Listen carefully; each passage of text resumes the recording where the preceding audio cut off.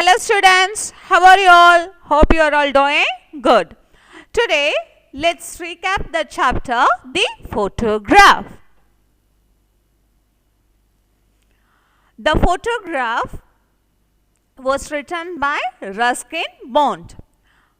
We have the theme of memories, identity, change, equality, acceptance, independence, and freedom, taken from his collected short stories.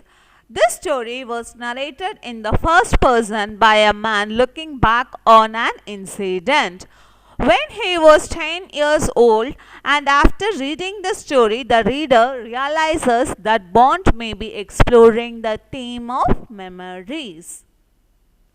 The narrator, as he is listening to his grandmother talking about the picture, hears her tell of the day that picture was taken and the activities of the young girl in the picture, who is the grandmother as a child.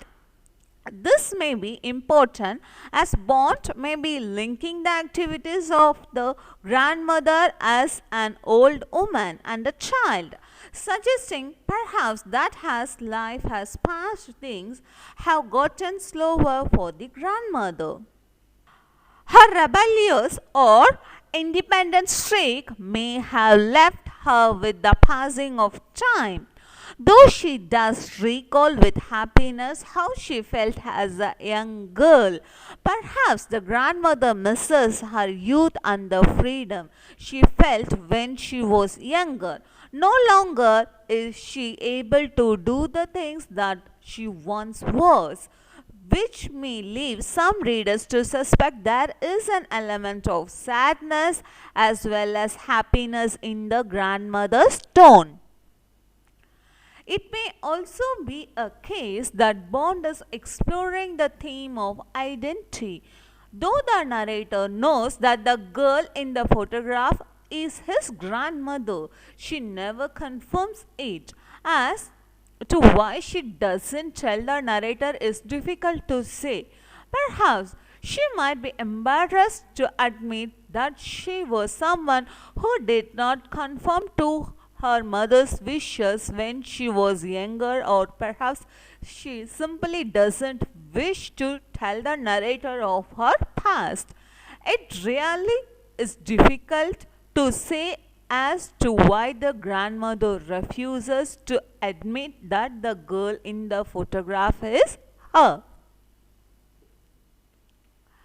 It is also possible that the grandmother wants the narrator to grow up respecting his elders while she herself as a child may not have necessarily done so, though this might have taken away the element of freedom that the grandmother felt when she was younger. If she was to follow her mother's instruction all the time. When an individual is independent of others, it is better to allow them to continue their independence without having them relying on others.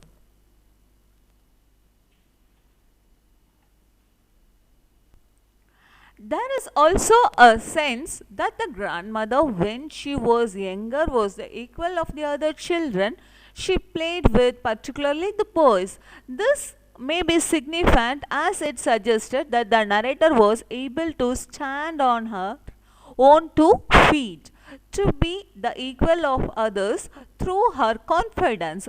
As to whether this confidence remained with the grandmother is also difficult to say, as Bond does not really give the reader any insight into the grandmother's present day activities.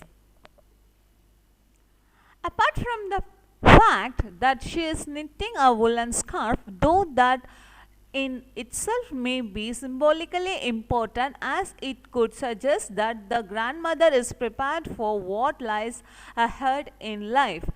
It is, after all, coming near to winter when she is knitting the scarf. It is also interesting that the grandmother cannot recall who is behind the wall with their hands in the air, as Bond may be symbolically using this image to suggest that at the time the photograph was taken, the grandmother was focused on the task at hand.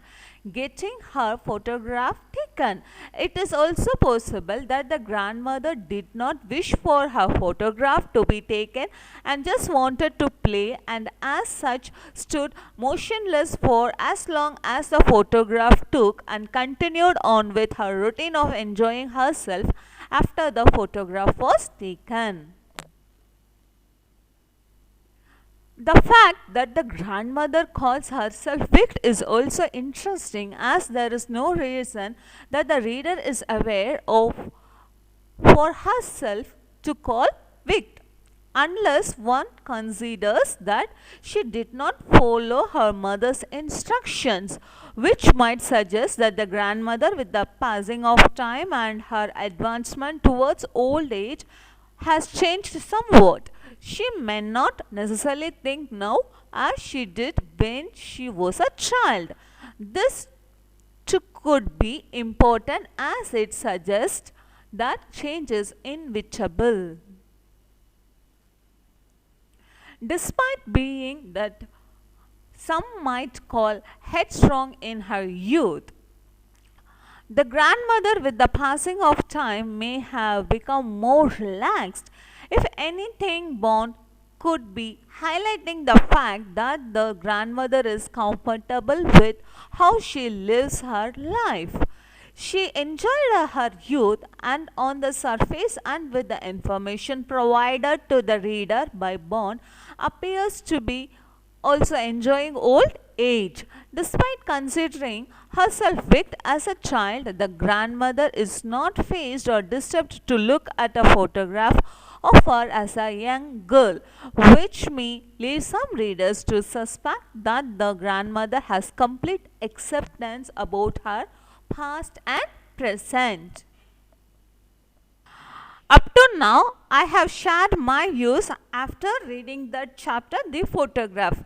You may also come up with some ideas or what angle that the narrator will tell you. Like that, you just think on yourself and you can come out with your ideas also, children. And please post it in our Google Classroom. This is my perspective which I have done for you. Now let's go with question answers.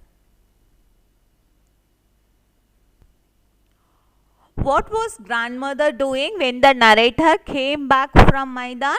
Answer. Grandmother was knitting a woolen scarf for the winter months. How did the narrator find the book with colorful pictures and butterflies? The narrator found the book with colorful pictures and butterflies while he was rummaging through a box of old books. When and where was the old photograph taken? The old photograph was taken in the narrator's grandfather's house about 60 years ago. Who was the wicked girl in the photograph? The grandmother was the wicked girl in the photograph. Look at this picture. I found it in the box of old things. Who is the speaker and to whom is he speaking? The boy is the speaker and he is speaking to his grandmother. Where had the box of old things been found? The box of old things been found in the attic. Who was the picture of? The picture was of a young girl. But she was a wicked girl. Who do you think the girl was? Who is speaking? The grandmother was the girl. The grandmother is speaking to herself. Where and when was the photograph taken? The photograph was taken in grandfather's house about 60 years ago. What was strange about the hands? The grandmother herself don't know whose hands it is. I wondered whose hands they were. Who is the speaker and who is being spoken to? The grandmother is the speaker and she is speaking to herself. What was the speaker doing at that time? The speaker was knitting a woolen scarf, which insect interrupted this peaceful movement. The butterfly was the insect interrupted the peaceful movement. Now, let's see about phrases. What is phrases? A small group of words standing together as a conceptual unit, typically forming a component of a class. Different phrases make a class or a sentence. Now we are going to see the phrases and its explanation from the story. Family heirlooms. An heirloom is something that has been passed down for generation through family members. For example, this necklace is a family heirloom. Yellow and foggy. Foggy means blurred or obscured as it by fog, not clear. For example, the photo was faded picture, yellow and foggy. A good deterrent. A deterrent is something that prevents people from doing something by making them afraid of what will happen to them if they do it. Example, the blue badge protector is a visible deterrent to thieves. Devilish smile. Devilish means mischievous and rakish. For example, a devilish smile cracked his lips. A lot of ruffianly boys. Ruffin, a tough or rowdy person. Example, she used to go swimming in a muddy pool with a lot of ruffianly boys. I am displaying some of the students' response.